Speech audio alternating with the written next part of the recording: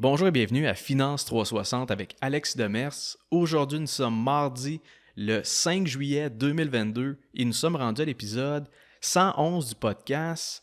Et aujourd'hui, je vais aborder trois choses. La première, c'est les opportunités du bear market qu'on connaît présentement. C'est sûr que pour ceux qui sont déjà investis, qui ont déjà des gros portefeuilles, c'est pas une période de temps nécessairement très réjouissante. Par contre, pour ceux qui ont pas encore débuté dans l'investissement autonome ou qui n'ont pas encore énormément de placements, c'est sûr que le crash qu'on connaît dernièrement, la chute des marchés boursiers en 2022, ça pourrait en fait être une période intéressante pour beaucoup de nouveaux investisseurs. Donc, je vais aborder cet aspect-là. Je vais aussi vous parler de la perte, de l'engouement pour l'investissement autonome. Et c'est pas négatif, c'est seulement une réalité. Je veux faire un peu un comparatif avec l'engouement qu'on avait en 2020, même en 2021, versus 2022, qui risque d'être une période un peu plus tranquille pour les ouvertures de nouveaux comptes de placement autogérés. Donc ça, c'est un autre aspect que je vais vous parler. Et finalement, je vais aussi vous parler de faire un petit retour sur les obligations, donc les bonds, parce que j'ai reçu une couple de questions par rapport à ça. Donc, je vais expliquer comment ça se fait que les obligations peuvent donner un rendement annuel aussi élevé présentement. En fait, d'où ça vient, parce que là, on parle... la dernière fois, je vous ai parlé d'obligations corporatives qui étaient à du 8% de rendement annuel. Donc, d'où ça vient tout ça. Vous parlez un peu de comment ça fonctionne, puis c'est quoi la distinction entre le marché des actions et le marché obligataire. Donc, c'est un peu tout ça que je vais couvrir. Donc, je vais commencer tout de suite avec... en fait, hier, les marchés US étaient fermés. Donc, il ne s'est rien passé de ce côté-là. Et aujourd'hui, ça ouvre dans le rouge. Donc, tous les indices sont dans le négatif en ce moment. Au fait, ça résume pas mal les 6 derniers mois du côté des marchés américains. En fait, le marché US a connu sa pire performance au niveau de la première moitié. Et ça, la dernière fois que ça a été aussi mauvais, c'était en 1970. Donc, clairement, depuis le mois de janvier, ça n'a pas offert des rendements très intéressants. Au fait, pour la plupart du monde, la grande majorité est dans des pertes, donc dans des rendements négatifs. Depuis le mois de janvier, si on regarde l'indice SP500, donc de ce côté-là, on a perdu plus de 20%. Et le Nasdaq, depuis janvier, on a perdu... En fait, Nasdaq a chuté d'environ 30% depuis le mois de janvier 2022. Et ce matin, tout plonge encore, même du côté des commodités. L'or est dans le rouge, même chose pour le pétrole brut WTI. À mon avis, avec la crainte de la récession aux États-Unis, parce que je considère que les États-Unis sont déjà en récession, c'est juste qu'on n'a pas encore les chiffres pour venir valider ça. C'est-à-dire qu'il faut qu'à la fin du mois, il y ait les données du produit intérieur brut pour venir dire qu'effectivement, ça fait 2 trimestres d'affilée qui est dans le négatif. Mais tout ça pour dire que si on anticipe un ralentissement économique, le prix du pétrole brut pourrait descendre. Donc, je m'attends à ce qu'il passe en dessous de 100$ US assez prochainement.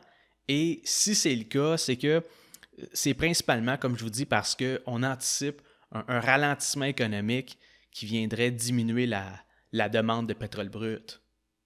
Et présentement, avec le bear market du côté des États-Unis, c'est rough pour ceux qui étaient massivement investis depuis une couple d'années, et je m'inclus dans ces personnes-là. C'est-à-dire que moi, ça fait depuis 2013 que j'ai commencé à bâtir mon portefeuille, donc c'est sûr que ça fait un certain temps que je suis là-dedans. Et là, veut pas, notre portefeuille, depuis le début de l'année 2022, c'est clair qu'il a perdu pas mal de valeur. Et à ce moment-là, c'est indirectement ma valeur nette c'est clair qu'elle a descendu depuis le mois de janvier. Donc, c'est clair que pour ceux qui ont une coupe de 100 000 ou une coupe de millions de placés, une chute comme ça depuis le début de l'année, c'est moche à voir. C'est-à-dire que clairement, on voit une grosse perte de valeur du côté du portefeuille. Mais si on regarde ça de l'autre côté, ben, tout le monde qui n'a pas commencé à investir, qui n'a pas beaucoup de placements ou qui a juste une coupe de 1000 d'investis en bourse, c'est sûr que le bear market dans ce moment, ça représente une bonne opportunité pour les investisseurs patients qui sont prêts à conserver leur titre pendant une couple d'années. C'est-à-dire que, veut pas, c'est une période intéressante pour bâtir un portefeuille du fait que, avec, comme je vous dis, la récession qui est à l'horizon, il y a beaucoup de pessimisme. Les gens sont pas mal plus peureux que durant la montée de 2020-2021. Fait que c'est sûr que le prix de plusieurs actions a planté et pour moi, là-dedans, il y a des opportunités potentielles pour les investisseurs qui veulent commencer à se bâtir un portefeuille, évidemment avec un horizon à long terme. Et c'est drôle parce que il y avait vraiment un engouement pour le trading puis pour l'investissement autonome au début de l'année 2020, donc autour de février, mars, avril 2020. C'est sûr qu'avec la pandémie puis les confinements, les ouvertures de comptes avec les plateformes de courtage en ligne, ça a carrément explosé. Même chose du côté des formations pour le trading puis la gestion de portefeuille. Et ça s'explique avec le fait que, bien, premièrement, les gens avaient du temps libre du fait que, comme je vous dis, on était confinés, les autres activités étaient fermées. Donc, c'est sûr que tant qu'à être à la maison, pourquoi pas s'intéresser à la bourse, à s'éduquer, puis à essayer de faire fructifier son argent. Et le deuxième volet de ça, c'est que le monde aussi avait de l'argent de côté pour investir. C'est sûr qu'avec le gouvernement qui envoie des chèques de PCU, puis le taux directeur qui est rendu à 0,25 %, ça donne le goût de spéculer puis de gambler son cash. Et maintenant, c'est plutôt l'inverse. C'est-à-dire que tout est réouvert, les gens sortent, les gens veulent voyager. Puis on peut le voir assez facilement avec les line-up pour les passeports, puis le bordel dans les aéroports. Bref, il y a beaucoup de moins de monde intéressé à trader devant leur ordinateur, à analyser des graphiques, puis à lire des états financiers maintenant que durant les confinements de 2020 et 2021. Et en plus, il y a l'augmentation des prix des logements, de l'épicerie, de l'essence, ce qui fait en sorte que, en plus d'avoir moins de temps puis moins de désir de faire ça, ben, le monde a aussi moins d'argent à leur disposition. Et pour ceux qui avaient encore de l'épargne, qui avaient accumulé au cours des 2 dernières années, moi, je pense que pour la plupart du monde, ça va se dilapider assez rapidement. Et quand je regarde autour de moi, je vois plein de monde qui continuent à dépenser, qui sortent d'un restaurant, qui partent en voyage pour leurs vacances. Puis tout ça, en fait, ça me donne l'impression que les gens sont pas conscients d'où est-ce qu'on s'en va du côté économique. C'est-à-dire que le taux directeur à 2,25 au mois de juillet, c'est juste le début. Puis, comme je vous dis, je pense pas qu'avec l'augmentation des taux d'intérêt, on va régler toute la problématique de l'inflation. Ça veut dire que, je l'ai déjà répété, je m'attends à ce que les taux d'intérêt soient de plus en plus élevés et que ça ne vienne pas nécessairement stopper complètement l'augmentation des prix. Ce type d'environnement économique-là, c'est pas mal plus difficile que ce qu'on a vécu depuis les 30 dernières années. On était dans Watt au niveau des conditions financières puis au niveau de l'économie et je pense que ça s'apprête à virer de bord. Mais tout ça pour dire que présentement, il y a une grosse portion de la population qui a moins d'argent dans leur compte de banque et à ce moment-là, sont moins portés à investir puis à spéculer. Et d'ailleurs, c'est ce que je pense qui a causé en partie l'écroulement du secteur de la crypto-monnaie. Depuis 2020, il y a clairement un hype du côté de la crypto, du côté du Web 3.0 puis des NFT. Et encore une fois, c'est pas que je crois pas au potentiel du blockchain, puis même au NFT dans différents usages. C'est juste que c'était carrément démesuré. Et là, avec l'inflation, l'augmentation des taux d'intérêt, ça va calmer beaucoup la spéculation. Le monde ne sont pas prêts à gambler leur argent sur de la crypto ou toute autre forme d'actifs spéculatifs. Et récemment, on a vu le Bitcoin qui a brisé son niveau de support autour de 20 000 US. Et d'après moi, ça pourrait continuer de descendre à 12 000 10 000 je ne sais pas l'avenir. C'est juste que du côté technique, c'est pas très motivant. Et présentement, il est autour de 19 500. Donc, l'avenir va nous dire dans quelle direction que ça va, mais ça augure mal pour un actif qui était considéré initialement comme une valeur refuge. Je tiens quand même à dire que malgré le fait que j'ai aucun investissement là-dedans, je considère que le monde qui croit à la crypto, ce monde-là n'est pas complètement dans le champ. C'est-à-dire que je suis 100% en accord avec leur compréhension de la dévalorisation de la monnaie. Autrement dit, ils ont vraiment catché le fait que le gouvernement puis les banques centrales ont carrément dilapidé la valeur de la monnaie, c'est-à-dire qu'ils ont dévalorisé le dollar avec l'assouplissement quantitatif puis avec tout l'argent qu'ils ont imprimé. La répercussion de ça, c'est la hausse de l'inflation, donc la perte de pouvoir d'achat. Et quand on voit les prix qui augmentent un peu partout, c'est justement parce que le dollar vaut moins. Et ça, de ce côté-là, oui, c'est vrai que la monnaie fiat, qui est contrôlée par le gouvernement, c'est eux autres qui contrôlent sa valeur et à date, ça n'a pas été fait de manière très optimale. Par contre, même si la monnaie fiat perd sa valeur au fil du temps avec les mesures gouvernementales puis les banques centrales, ça reste que c'est la seule monnaie qui est acceptée pour payer ses impôts. Donc, veux pas, ultimement, il faut que tu convertisses n'importe quelle autre forme de crypto en dollars pour être capable de respecter tes obligations fiscales. Et personnellement, je ne pense pas que le Bitcoin soit la solution pour les problèmes qui sont liés à la fiat money, parce que même si le Bitcoin il y a une quantité limitée, même si la chaîne de blocs et les données dans la chaîne de blocs sont immuables, etc., je pense pas que les pays vont accepter de perdre leur devise face au Bitcoin pour que ça devienne la nouvelle monnaie universelle. Il faut comprendre que les pays, ils ont littéralement des armées pour défendre leur monnaie. Ils vont pas abandonner leur monnaie aussi facilement que ça.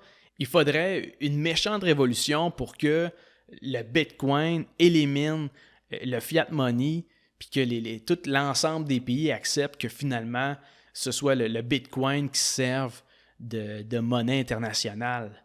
Mais de mon côté, je garde pas plus mon argent en cash. C'est-à-dire que, étant conscient de l'inflation, moi, ça fait quasiment 10 ans que pour contrecarrer ça, j'ai investi mon argent dans les marchés financiers, c'est-à-dire dans des actions, dans des parts d'entreprise. Et ça, évidemment, le but de ça, c'est de mettre son argent pour au moins atteindre un rendement supérieur au taux d'inflation. Ça, évidemment, ça me permet au minimum de conserver mon pouvoir d'achat. Mais quand tu investis en bourse, ultimement, le but de ça, c'est de faire fructifier tes avoirs. Tu ne veux pas juste protéger ton pouvoir d'achat. Tu veux aussi, évidemment, que tes actifs augmentent au fil du temps. Fait que c'est sûr que, de mon bord, je vous dirais que 95% de ma valeur nette se trouve sur la bourse, se trouve investie dans les marchés financiers.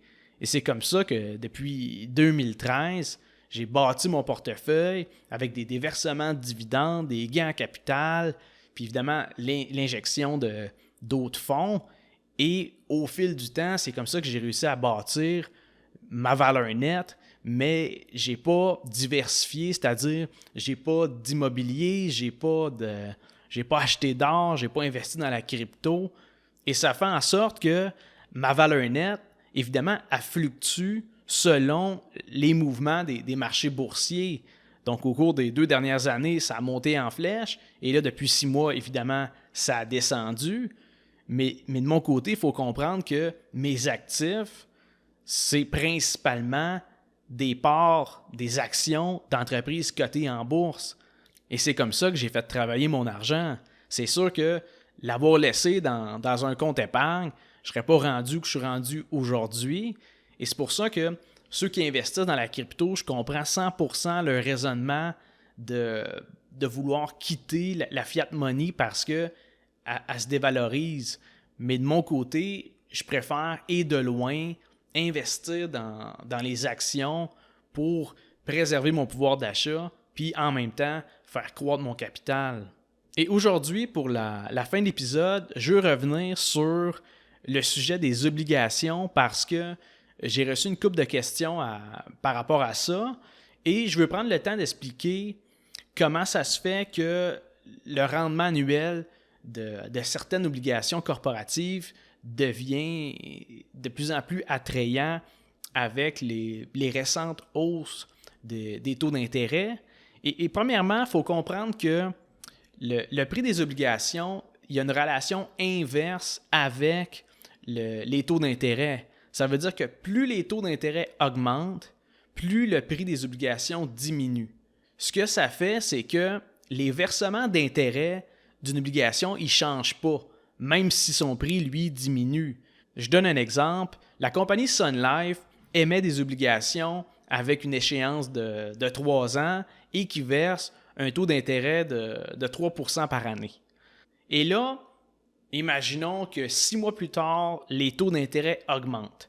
À ce moment-là, comme je vous ai dit, le prix des obligations va diminuer, mais le versement des intérêts ne change pas. Donc, à ce moment-là, si le prix de l'obligation est moins cher, mais qu'elle verse le même intérêt, ben, le rendement va passer de 3% à 3,8% par exemple. Parce que tu payes moins cher l'obligation, mais elle donne le même intérêt que quand elle était initialement émise. La logique derrière ça, c'est que plus le prix des bonds diminue, plus le rendement augmente. Et à titre d'exemple, si je regarde des obligations corporatives avec une échéance d'1 an, là, on est rendu dans le 3,8% de rendement annuel. Sinon, avec une échéance de 4 ans, on atteint du 8% de rendement annuel. Et ce rendement-là est garanti. C'est-à-dire que si vous conservez les bonds jusqu'à leur date d'échéance, vous allez effectivement recevoir ce rendement-là sous forme d'intérêt. Et à la date d'échéance, évidemment, vous allez avoir reçu tous les versements d'intérêt. Normalement, c'est aux 6 mois. Et là, à la fin de ça, vous allez également recevoir votre valeur nominale, c'est-à-dire le montant que vous avez initialement investi. Deuxièmement, je veux faire la distinction entre les actions et les obligations. C'est-à-dire que quand vous achetez une action, vous devenez propriétaire de l'entreprise. Vous achetez une part de la compagnie. Donc, cette part-là peut prendre ou perdre la valeur selon la croissance ou la décroissance de l'entreprise. Vous avez également un droit de vote aux conventions des actionnaires et vous avez aussi droit à une portion des bénéfices. Et ça, évidemment, ça se fait sous forme de versement de dividendes. Donc, les actions, c'est un titre de participation, c'est-à-dire que vous achetez une partie de la business sous forme d'action, tandis que quand vous achetez des obligations, vous devenez un créancier pour l'entreprise. Autrement dit, vous prêtez de l'argent à une compagnie en échange d'intérêts. Et ça peut être une compagnie, ça peut être une municipalité. Vous pouvez acheter des obligations municipales de la ville de Blainville. Là, ça, c'est quelque chose qui se fait. Mais dans tous les cas, vous devenez un créancier. C'est une façon pour eux autres d'aller chercher de l'argent qui va coûter moins cher que d'aller chercher de l'argent à la banque et qui va vous permettre de votre côté de recevoir des des intérêts du fait que vous avez fait un prêt. Règle générale, les versements d'intérêts, ça se fait aux 6 mois et ces versements-là sont garantis par l'émetteur. En d'autres mots, le seul moyen que vous ne recevez pas votre intérêt plus votre valeur nominale, c'est que la compagnie ou la ville fasse faillite. Donc, vous pouvez comprendre que si vous achetez des obligations d'une banque ou d'un assureur, le risque est très faible.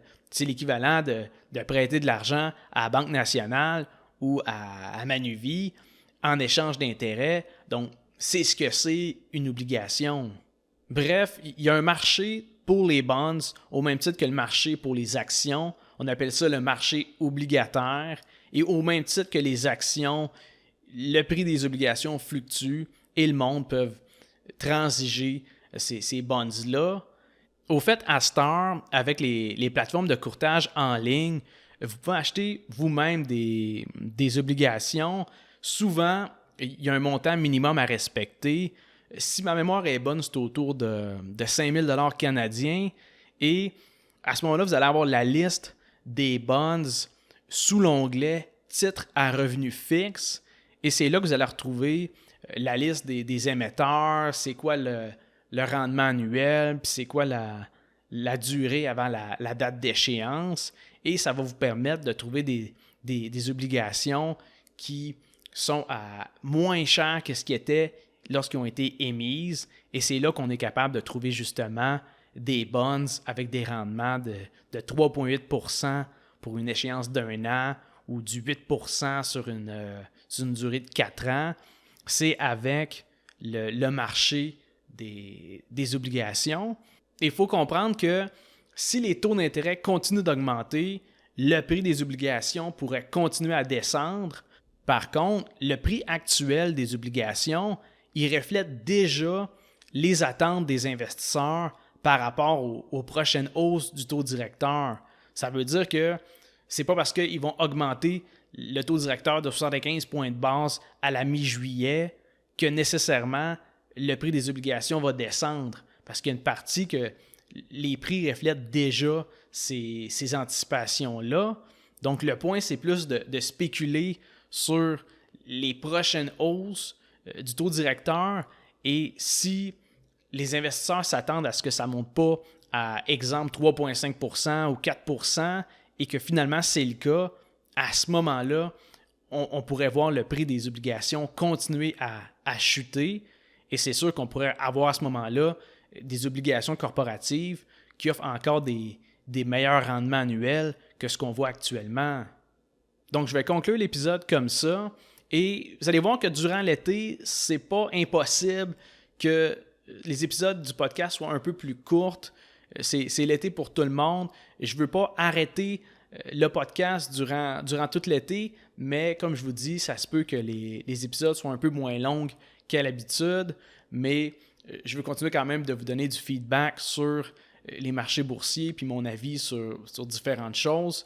Donc, je vous remercie pour votre écoute et on se revoit la semaine prochaine pour un autre épisode de Finance 360.